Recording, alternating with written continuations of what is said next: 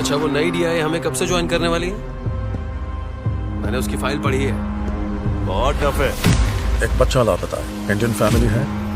করিনা কাপুর অভিনীত the Buckingham murders এর নতুন টিজার প্রকাশ্যে এলো।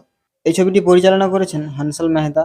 করিনা কাপুর এই ছবিতে একজন মায়ের অভিনয় করবেন, তার সঙ্গে গোয়েন্দারও অভিনয় করবেন, যিনি তার নিজের সন্তানকে হারানোর পর বাকিংহামস এর 10 বছর বয়সী হত্যার তদন্ত করবেন। এই টিজারটিতে ষড়যন্ত্র এবং বহু রহস্যময় ঘটনা রয়েছে।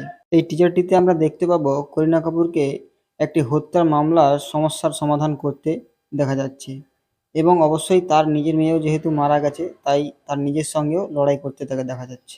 নিজের সমস্যার পাশাপাশি তিনি তার চালিয়ে যাচ্ছেন এই লড়াই। এই ছবির চিত্রনাট্য লিখেছেন অসীম অরোরা, কাশ্যপ কাপুর ও রাঘব রাজ কক্কর। প্রযোজনার দায়িত্বে ছিলেন বালাজি টেলিফিল্মস এবং টিভিএম ফিল্মস। এর পাশাপাশি শোভা কাপুর, একতা কাপুর এবং করিনা।